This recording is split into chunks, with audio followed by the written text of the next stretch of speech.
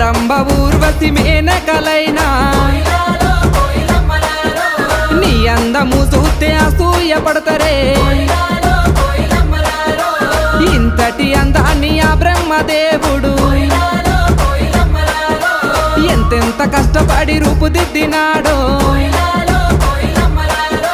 దివిలోన నీ ఉంటే దేవుళ్ళు కూడా